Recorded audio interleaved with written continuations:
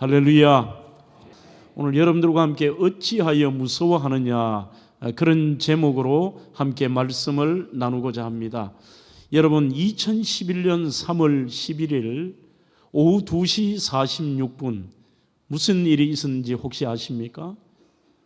바로 일본의 동북부 해안 연안에서 진도 9의 대지진이 있었습니다. 바로 지진으로 말미암아서 불과 얼마 뒤에 오후 3시 정각에 높이 15m나 되는 거대한 쓰나미가 해안 마을과 도시를 덮쳤습니다. 가장 심각한 것은 우리도 이 뉴스를 잘 알고 있습니다만 그 피해가 한국까지도 왔습니다. 바로 후쿠시마 제1원자력 발전소가 폭발을 하였습니다. 이때 바로 원자력 발전소에서 5km밖에 떨어지지 않는 곳에 제1침례교회라는 교회가 있었고, 그 교회를 담임하시던 분이 사토 아키다라고 하는 목사님이십니다. 이분이 그의 삶의 간증을 쓴 책이 기적의 무대가 된 교회라고 하는 책이 있습니다. 저는 이 책을 통해 많은 감동을 받았는데, 바로 적나라하게 일본 대지진 때 있었던 그의 삶의 스토리와 교회의 아름다운 신앙의 간증들을 이 책에서 쓰고 있습니다. 마침 대지진 때 그는 교토에서 거쳐서 도쿄에 있는 신학교의 졸업식을 참석하는 중에 이 비보를 듣습니다. 처음에는 너무나도 충격적인 사건 앞에 참 목회의 그동안의 여정은 끝이 났다. 3년간 힘들게 건축을 했는데 교회 건물도 초토화가 되어버렸고 이제 신앙에 더 이상의 일어설 용기가 없다. 그렇게 생각을 하다가도 또 다른 마음속에 아니다, 정신을 차리자. 우리가 믿는 하나님은 분명히 뜻이 계실 것이다. 정신을 차리고 생존에 있는 성도들을 위해서 그가 버스를 대절해서 다시 그곳으로 이동을 하려고 합니다. 연락을 하자 다행스럽게도 부목사님께서 빨리 조치가 되어서 성도들을 모집을 하고 또 차량을 가지고 오라고 얘기합니다. 15대의 차량으로 그곳에서 피신을 하는데 바로 엄청난 쓰나미가 몰려오기 전에 다행으로 대피를 하는 과정이었습니다. 그 과정 속에서 4분의 성도가 돌아가셨습니다. 돌아가시고 드디어 그들이 피난 난민 캠프에 도착을 했을 때 절망의 절망이었습니다. 먹는 것은 국가에서 어느 정도 공급이 되었습니다만 입는 것도 부족했고 여러모로 참 힘든 시간을 보내는데 오히려 놀라운 일들이 벌어집니다. 그곳에서도 사람들이 한 곳에 모여서 새로운 마음으로, 비록 교회 건물은 없었지만 그들이 새로운 예배를 드리기 시작합니다. 하지만 동일하게 이야기하는 것이 지금까지 자기들이 드려왔던 예배와는 하늘과 땅 차이였습니다. 예배 속에 간절함이 있었고 실제 그들은 예배 속에 임재하시는 성령을 체험하게 됩니다. 형식적인 그리스도인으로 살던 그들이 진짜 그리스도인으로 거듭나며 초대교회의 모습이 바로 난민 캠프에서 일어났습니다. 옷이 없는 성도들에게 자신의 옷을 나누어 입고 또 그들의 부족함을 채우고 건강에 문제가 있는 사람들을 온 성도들이 돌보면서 진정한 신앙의 공동체가 무엇인가를 깨달으며 시간들을 보냅니다. 이거보다 더 귀한 일은 바로 그곳에서 그토록 자기들이 열심히 전도해도 전도가 되지 않았습니다만 무려 9명이나 예수를 영접하고 그곳에서 세례를 주게 되었다는 것이죠. 사태가 마무리가 된 다음에 물론 그 원래 있었던 교회보다는 멀리 떨어진 곳입니다만 후쿠시마 원자력 발전소가 있는 곳에 60km 떨어진 곳에 새롭게 교회를 짓고 지금도 역동적으로 초대교회 모습을 나타내며 신앙생활하고 있습니다. 그런 이 책에서 인생의 풍랑 앞에서 자신들을 붙든 구약의 시편의 말씀이 있었는데 그 말씀이 바로 시편 37편 23절로 24절의 말씀이었습니다. 여호와께서 사람의 걸음을 정하시고 그의 길을 기뻐하시나니 그는 넘어지나 아주 엎드러지지 아니함은 여호와께서 그의 손을 붙드심이로다. 사람이 넘어질지라도 아주 넘어지지 않는 이유, 절대로 사람은 패망하거나 넘어지지 않는다. 하나님의 사람은 하나님이 그 손을 붙잡고 계신다. 이것이 그들을 붙드는 생명의 말씀이었습니다. 여러분, 흔히들 사람들은 인생을 바다의 항해로 표현할 때가 참 많습니다. 믿지 않는 사람들도 그렇게 표현하는 이유는 그 바다는 누구도 예측할 수 없는 수많은 환경에 놓여지기 때문입니다. 계속해서 평안한 바다가 영원히 계속될 것처럼 보이지만 아무것도 없는 곳에서 갑작스럽게 바람이 불기도 하고 그 역풍과 광풍으로 인하여 엄청난 풍랑이 일기도 하며 그곳에서 상상할 수 없는 죽음에 맞닥뜨리기도 합니다. 영원히 그것에서 헤어날 수 없을 것처럼 보이지만 또 어느 순간 바다가 잠잠해지기도 하고 아무것도 없는 것처럼 보이는 망망대해에서 갑작스러운 암초를 만나기도 하고 참 여러 가지의 상황들을 맞닥뜨리면서 그 항해를 할 때마다 인생은 항해와 비슷하다, 그러한 말들을 시인뿐만이 아니라 일반인들도 많이 그 말들을 하고 있습니다. 저는 그렇지만 오히려 그 인생의 바다의 항해 가운데서 자신들이 맞닥뜨리는 장애물들이나 문제보다도 어찌 보면 풍랑 가운데 우리의 태도와 반응이 훨씬 더 중요하다는 사실입니다. 그것을 바로 마가복음 4장에서 우리에게 큰 풍랑을 만난 제자들을 통하여 설명하고 있습니다. 본문의 스토리를 조금 한번 살펴볼까요? 여러분, 신약 성경의 예수님의 사건은 늘 앞뒤를 같이 성경을 보시면 이해하기가 참 좋습니다.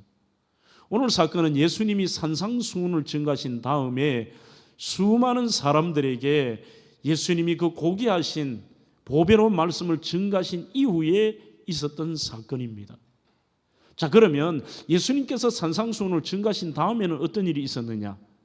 주님께서 상상할 수 없는 치유사역과 말씀사역을 하십니다.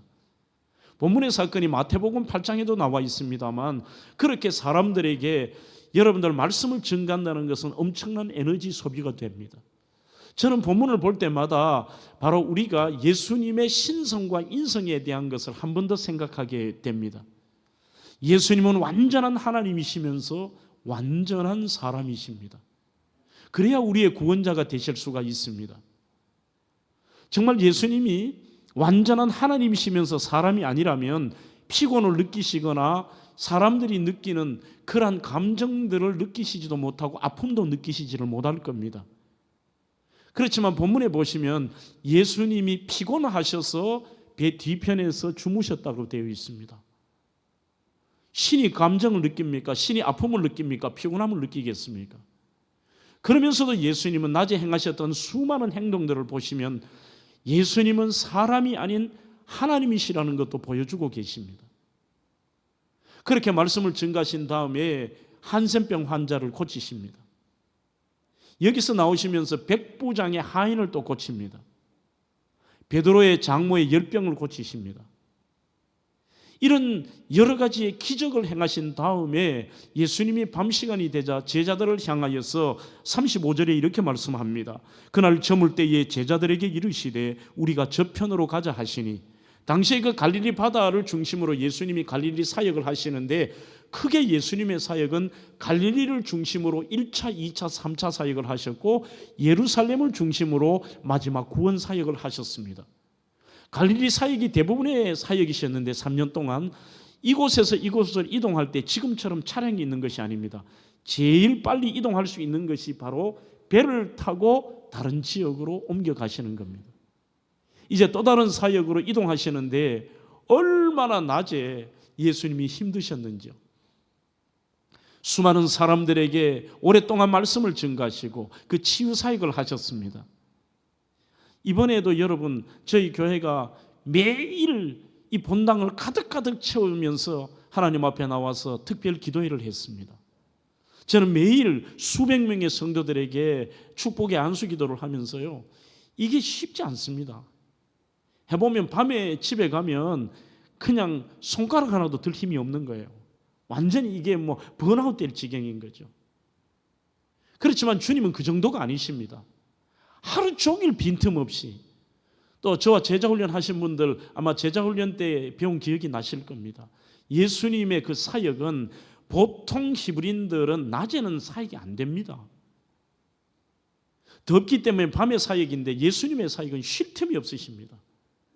또 아마 그날 저녁에도 이동을 하셔서 다른 지역에서 사역을 준비하시면서 가는 길이셨습니다.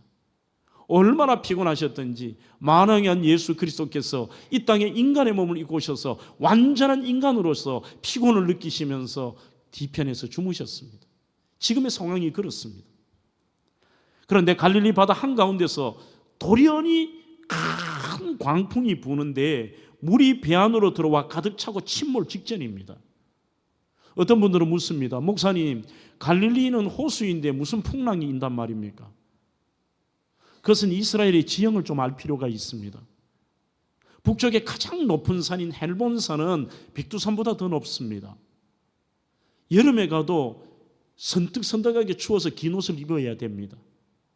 이곳에서 상상할 수 없는 찬바람이 남쪽을 향해 붑니다. 갈릴리 호수는 일반 우리가 생각하는 그 지면보다도 약 한 204m 정도가 다른 해수면보다도 낮습니다.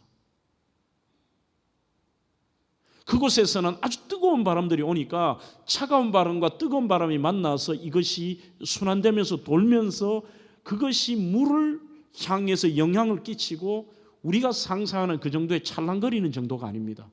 어마어마하게 큰 바람, 센 찬바람과 따뜻한 바람이 만나면서 7m에서 14m 정도의 풍랑입니다. 보기만 해도 아찔한 것이죠.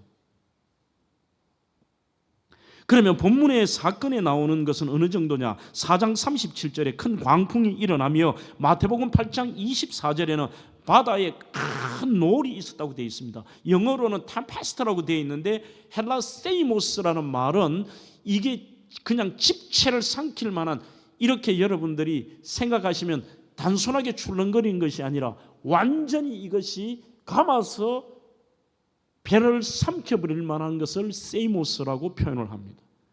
그런 광풍을 만난 거예요. 핸드릭슨도 여기에 대해서 분명하게 밝히고 있습니다. 기상 변화로 인한 돌풍 때문에 생긴 이 놀라운 이 파고는 보통의 배로서는 당시에 극복할 수 없는 수준이었다는 것입니다. 인생을 우리가 적용을 시킨다면 그냥 자신의 노력으로 견디고 이길 만한 수준이 아닌 뒤집어 버릴 만한 광풍이었다는 것이죠. 좀 이상한 장면도 나옵니다. 그냥 삶이 뒤집힐 만한 것인데 저는 후자가 맞다고 생각합니다. 첫 번째는 예수님이 얼마나 피곤했던지 완전히 번아웃이 되셔서 그러한 상황 속에서도 일어나시지 못할 만큼 피곤하셔서 뒤에서 주무셨다는 설이 있습니다. 또 하나는 렌스키나 이런 주석가들의 책에 보면 예수님이 십지 몸도 피곤하셨지만 어떤 의도를 가지고 천지 만물을 주관하신 하나님께서 그곳에서 주무시고 계신 의도의 주님의 주무심이라고 표현하는 것입니다. 저는 후자가 더 맞지 않나 이런 생각을 해봅니다. 어쨌든 38절에 예수께서 고물에서 베개를 베고 주무시더니 제자들이 깨우며 이르시되 선생님이여 우리가 죽게 된 것을 돌보지 아니하시나이까 하니 그렇게 되어 있습니다. 그러자 주님을 깨우니까 일어나셨습니다. 자연을 향하여서 잠잠하라, 고요하라고 명령하십니다. 그리고 바람이 그치고 39절에 잔잔해집니다. 40절에 오늘 설교의 제목의 이야기를 주님이 하십니다. 어찌하여 무서워하느냐? 어찌하여 무서워하느냐? 이 믿음이 적은 자들아. 그 주님의 질문과 말씀 속에서 우리 인생에서 풍랑에 대한 답과 의미와 거기에 대한 해결을 전부 말씀하신 것입니다. 저는 여러분들과 함께 그 두 가지 측면을 오늘 함께 나눠보고자 하는 것입니다. 가장 먼저 주님과 함께하는 이 갈릴리에도 심지어는 성경 어디에 보다도 성도 여러분들을 헷갈리게 만드는 부분이 여기에 나와 있습니다. 바로 오늘 이 제자들이 탄 배에 예수님도 타고 계셨다는 것입니다.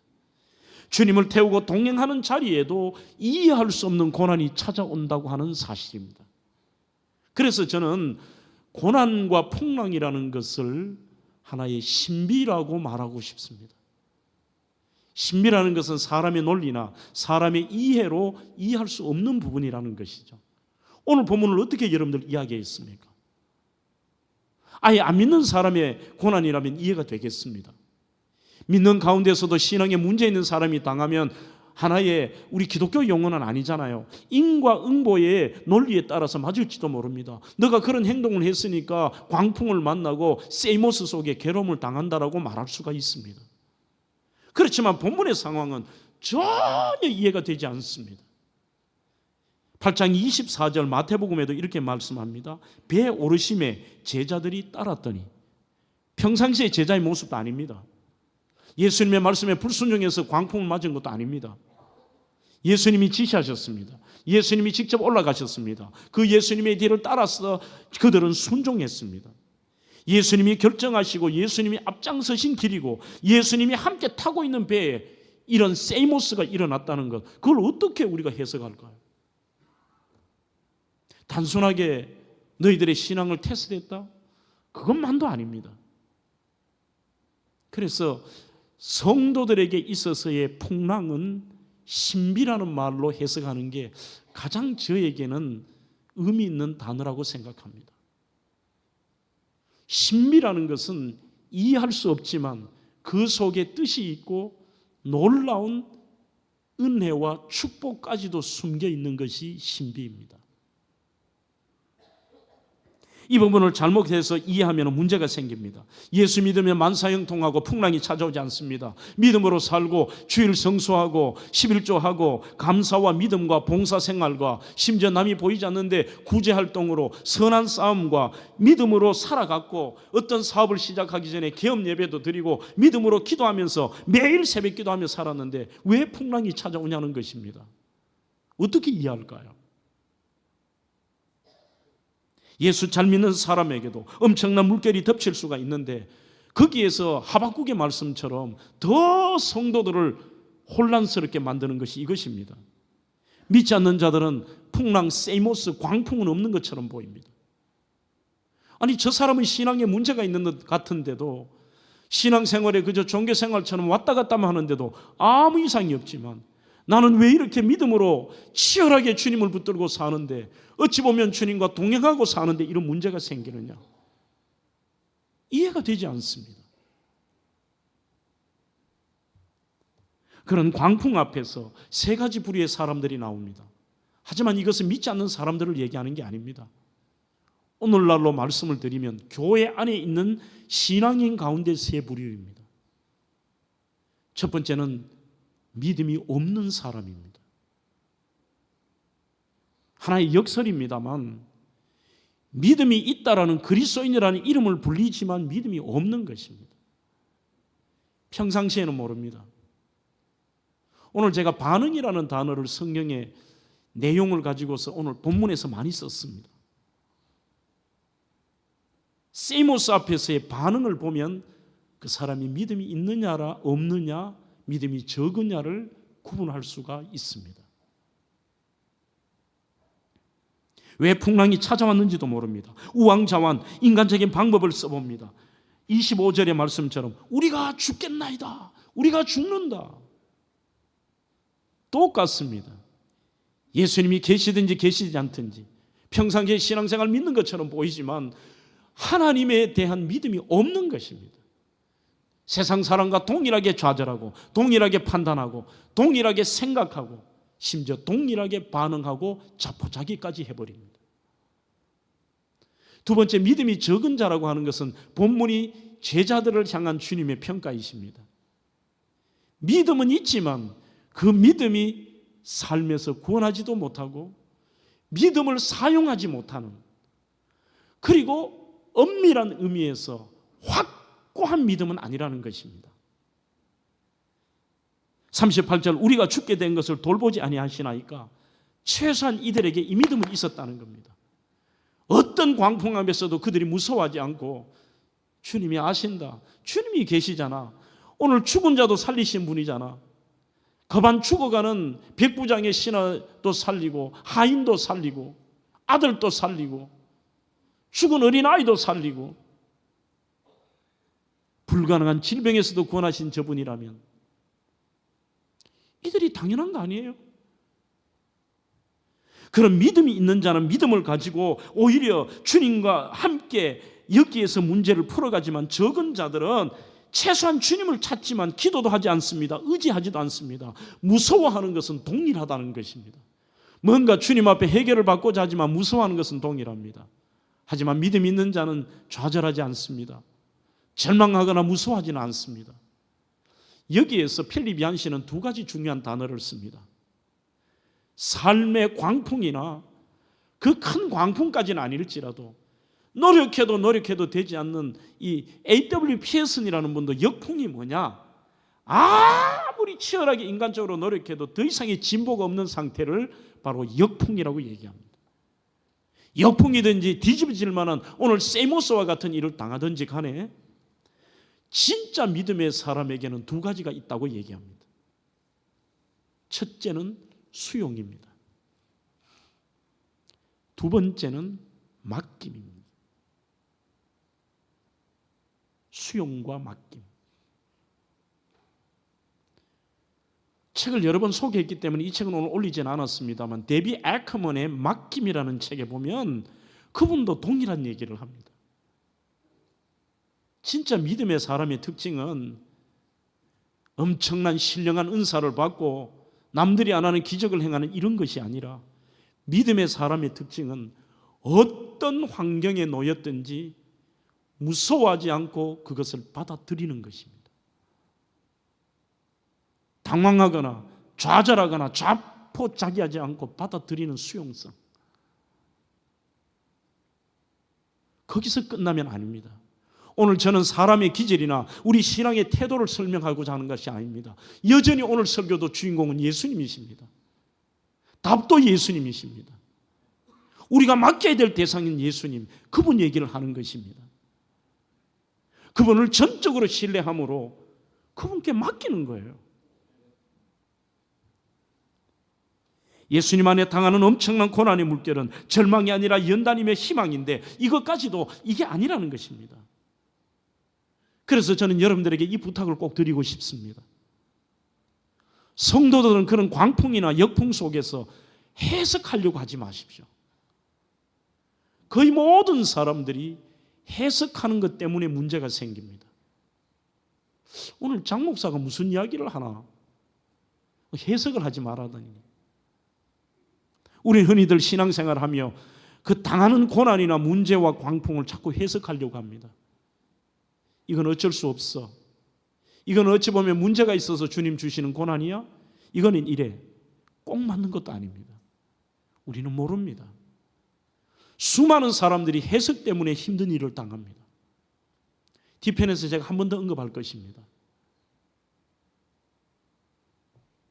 예수님 안에서 우리는 그 자체를 수용한다는 자체는 해석하지 않겠다는 것입니다.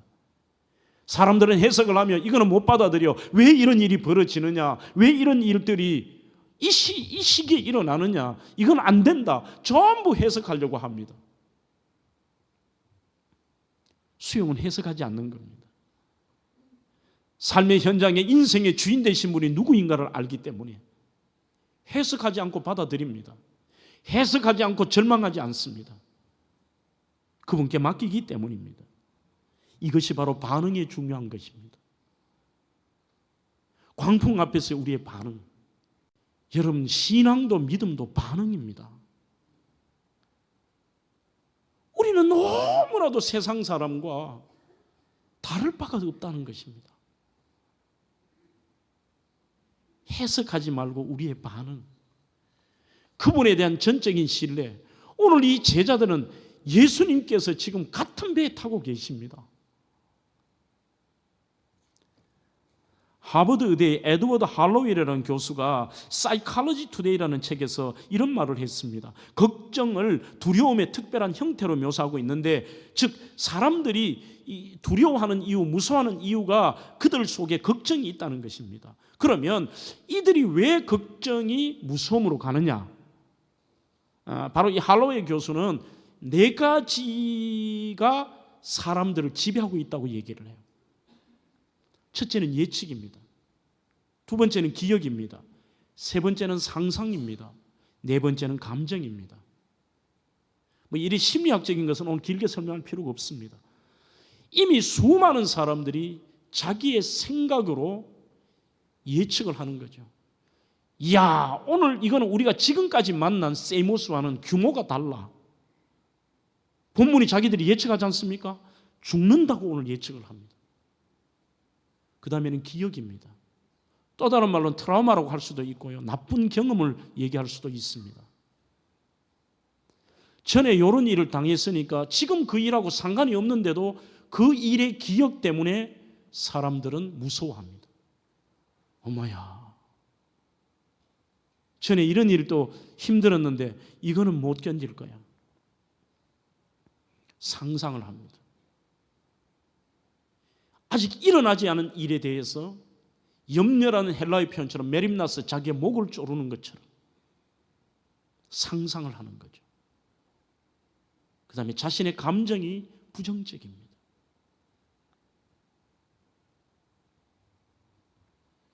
제 박사과정을 했던 리버티 대학의 의대 교수인 린다 민틀이라는 분이 걱정 없는 삶이라는 책에서 이렇게 말합니다. 믿는 생활을 한다고 하면서도 걱정 내려놓기가 특히 힘든 사람들의 특징이 있다 그래요. 세상 사람의 이야기가 아니라 믿음의 사람들도 걱정 내려놓기가 힘든데 그 힘든 사람의 특징의 1번이 그는 이렇게 얘기합니다. 의대 교수지 않습니까? 걱정 유전자가 있대요. 걱정 유전자. 그 걱정 유전자는 이런 것이죠. 이 걱정 유전자가 있는 사람은 우리 한국의 속담도 있습니다만 일반 표현 중에도 걱정이 태사이다. 사람마다 다릅니다.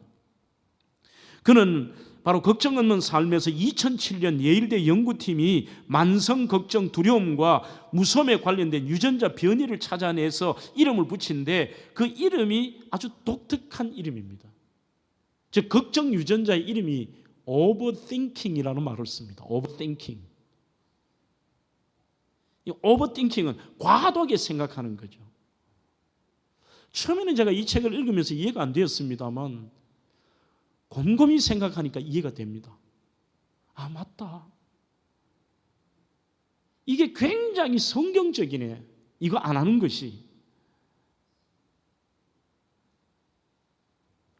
모든 일에 기도와 간구로 너희 구할 것을 감사함으로 하나님께 아뢰라.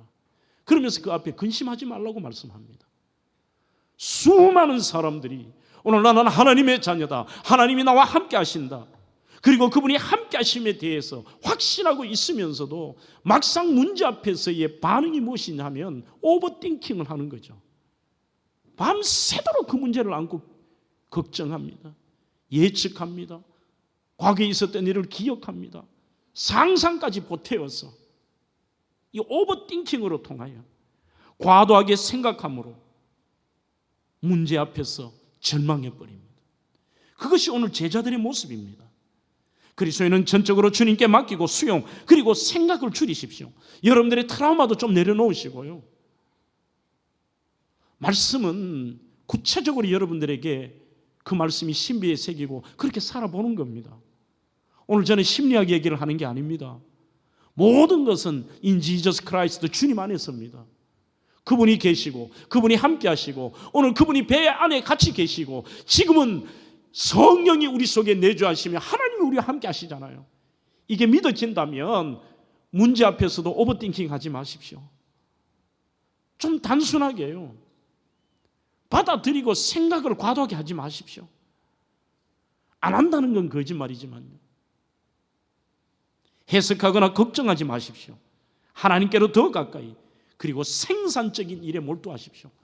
거기에 오버띵킹 한다 해서 문제가 해결되는 것도 아니고 상처에서 나올 수 있는 것도 아닙니다. 오히려 린다 미틀의 말처럼 좀 생산적인 일에 주님 앞에 맡기고 그분이 기뻐하시는 일이 무엇인가를 생각하며 그 생산적인 일에 내 생각을 몰두하라. 그런 분이 한 분 계십니다. 보수 침례교 목사였습니다만 WIB라고 하는 선교단체에서 25년 동안 성경을 번역하고 성경 사역을 감당했던 목사님이셨는데, 이분이 그 동료들의 여러 그 가짜 뉴스와 루머를 만들어서 공격을 하는데, 일을 열심히 하니까 오히려 시기 질투하면서 어마어마하게 공격을 받습니다. 없는 일을 지어내서 얘기합니다. 더 이상 견딜 수가 없습니다. 그 루머 때문에 사임을 하고 나왔습니다. 갈 데가 없습니다. 아무리 얘기해도 그 억울함을 풀 수도 없습니다. 남들이 믿어주지도 않습니다. 상상할 수 없는 루머가 진짜가 되어 있었습니다. 할 수 없이 그는 갈 데도 없고 아프리카로 떠납니다. 아프리카에 갔을 때에 그가 거기에서 하나님께 기도하며 성경을 읽기 시작합니다. 최소한 그가 그동안 그렇게 자기를 힘들게 만들었던 루머에 대해서 오버띵킹을 하지 않았습니다. 자기 주변에 있는 수많은 불쌍한 아이들이 눈에 들어옵니다. 그 당시에 지금도 마찬가지입니다만 아프리카에서 에이즈 어린이가 바로 1,300만 명이가 되었습니다. 주변에 죽어가는 아이들, 고통 속에 있는 아이들을 보며 어찌할 수 없는 자기 자신이 너무 괴로웠습니다. 하나님 앞에 간구하며 성경에 하나님의 응답이라는 기도의 내용들을 전부 찾아보았습니다. 이번 우리가 별방 기도회 때도 야베스의 기도를 잠시 생각했습니다만, 그러면서 야베스의 기도에 큰 은혜를 받습니다. 야베스는 고통 중에 태어났고 이름 자체가 괴롭다는 이름입니다. 하지만 그가 하나님께 울부짖을 때에 이렇게 울부짖었습니다. 하나님, 내 이 고통에서 건져주시고 내 지경을 넓혀주시며 내 소원을 들어달라고 이야기할 때 그가 구하는 것을 한글 성경에는 다라는 자가 빠져 있습니다. 그가 구하는 것을 모두 다 허락하셨더라. 여기에 은혜를 받고 그가 기도의 응답의 확신을 얻으면서 주님 앞에 기도하는데 책을 써라. 열심히 야베스의 기도에 대한 책을 씁니다. 이게 바로 여러분들이 한 번쯤 읽어보셨던 2000년에 발간이 된 브루스 윌킨슨 목사의 야베스의 기도입니다. 대한민국에도 기독교계에서 이 책이 선풍적으로 팔렸습니다. 전 세계에 수백만 부가 팔리면서 어마어마한 인세가 들어오고 그 책 판매 수익으로 이분은 Dream for Africa라는 단체를 설립하며 아프리카에 죽어가는 아이들을 도울 수가 있었습니다. 그제서야 그는 깨닫습니다. 주님, 이것 때문이셨군요. 이분은 어떤 강연에서 이렇게 얘기합니다. 오늘 제가 설교의 원고에 썼듯이 여러분들 하나님의 주시는 수많은 인생의 크고 작은 파도와 풍랑에 대해서 해석하려고 하지 마십시오. 그냥 받아들이시고 생산적인 일에 몰두하십시오. 오늘 마지막으로 삶의 공포와 두려움의 상황 속에도 주님에 대한 전적인 신뢰가 중요하다는 사실입니다. 오늘 제가 전적이라는 단어를 강조합니다. 누구나 여기서 예수님을 신뢰하지 않는 분은 없습니다. 그러나 전적인 신뢰가 중요합니다. 주님은 주무시고 계시다가 광풍으로 두려움에 쌓인 제자들이 깨우자 바람을 꾸짖어 잠잠케 하십니다. 그리고 제자들에게 말씀합니다. 어찌하여 무서워하느냐, 이 믿음이 적은 자들아. 마태복음 8장 26절에도 어찌하여 무서워하느냐, 믿음이 작은 자라고 말씀하고 계십니다. 사랑하는 성도 여러분, 문제를 만났기 때문에 무서워하는 게 아닙니다. 믿음이 없기 때문에 무서워하는 것입니다. 한 번 더 강조할까요? 우리가 문제 때문에, 문제를 만났기 때문에 두려워하는 게 아닙니다. 우리에게 믿음이 없기 때문에 무서워하는 것입니다. 주님께 대한 100% 믿음이 있다면 큰 광풍이 불어도 별로 두렵거나 흔들리지 않습니다. 그러나 믿음이 없으면 아무리 작은 문제도 우리는 두려워하고 염려하고 무서워합니다. 얼마나 사람들이 무서워했던지 성경에는 365회라는 그런 빌 브란트 목사님의 얘기도 있습니다만 엄밀히 말하면 더 많습니다. 무서워하지 말라, 두려워하지 말라는 그런 말씀을 저희들이 다 체크해 보면요, 이사야 41장 10절에도 말씀합니다. 두려워하지 말라. 두려워하지 말라. 그 이유는 단 하나입니다. 내가 너와 함께 함이라. 놀라지 말라. 나는 내 하나님이 됨이니라. 주님의 말씀이 있습니다. 내가 너를 굳세게 하리라. 참으로 너를 도와주리라. 참으로 나의 의로운 오른손으로 너를 붙들리라. 모든 단어는 주님이 함께 하시기 때문입니다. 오늘 제자들은 주님이 함께 하심에도, 그리고 문제 앞에서 주님 빨리 깨워서 하라는 그 정도의 믿음은 있었지만 함께 하신 주님에 대한 100% 믿음이 없었다는 사실입니다. 구약 성경 시편 3편 5절 6절에도 이 무서운 아들의 반역과 자신의 따랐던 부하들의 반역, 자신을 죽이려고 하는 이 엄청난 두려움과 무서움 속에서도 그는 이렇게 고백을 합니다. 내가 누워 자고 깨었으니 여호와께서 나를 붙드심이로다. 천만인이 나를 애워싸 진친다 해도 나는 두려워하지 아니하리로다. 하나님이 나를 붙들고 계시기 때문입니다. 여러분들은 예수님을 어떻게 받아들이십니까? 오늘 이 제자들이 믿음이 적은 이유는 여기 있습니다. 38절에 선생님이요 우리가 죽게 된 것을 돌보지 아니하시나이까? 니다스 갈레라고 하는 위대한 스승에게 붙이는 말을 예수님을 스승 정도로 알고 있습니다. 더 문제가 심각해지야 누가복음 8장 24절에 주여 주여 우리가 죽겠나이다. 퀴리오스나 아도나이 하나님이라고 고백하지 않습니다. 주인이라고 고백하지 않습니다. 여기에 주여 주여는 에피스타타를 반복하고 있습니다. 보호자여, 우리의 인도자라고 고백하고 있습니다. 주님은 우리를 보호하시고 주님은 우리를 어느 정도 인도해 주시고 우리의 위대한 스승 정도가 아닙니다. 그분은 하나님이십니다. 그분은 창조주이십니다. 그분은 전능자이십니다. 그분은 바로 우리의 주인이십니다. 내가 믿는 예수 그리스도가 참된 구원자 주인이심을 믿고 고백할 때 두려움은 사라집니다. 켄 가이어는 그의 책에서 이렇게 얘기합니다. 삶이 내게 폭풍을 일으키더라도, 삶이 내게 무엇을 묻더라도 하나님을 기억하십시오. 그리고 하나님의 침묵과 그 멈춤의 시간에도 기도의 줄을 놓치지 마십시오. 저는 헨리 나우엔의 열린 손으로라는 책으로 오늘 설교를 마무리하고자 합니다.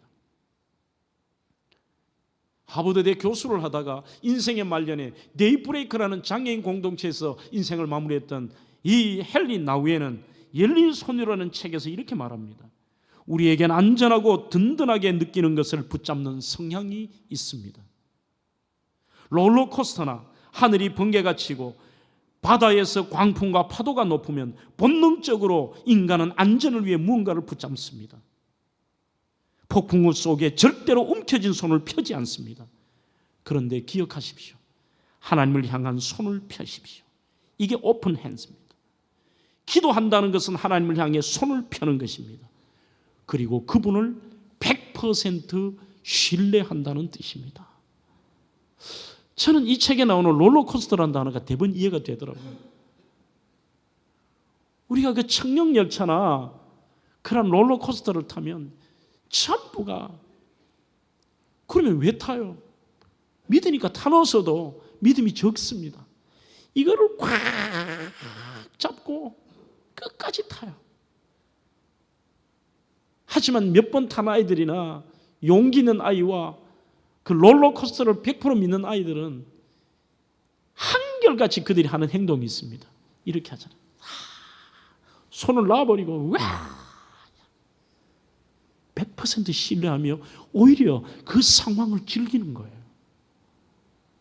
아, 이게 믿음이구나. 하나님을 전적으로 신뢰하며 그들은 예수님을 함께 타고 있으면서도 그 믿음이 없었던 거예요. 믿음이 적은 자들아, 왜 무서워하느냐? 우리가 하나님 앞에 열린 손으로 삽시다. 그냥 믿는 게 아니라 크고 작은 문제 앞에서, 파도 앞에서, 광풍 앞에서, 풍랑 앞에서 그분 앞에 열린 손으로 나는 주님을 의지합니다.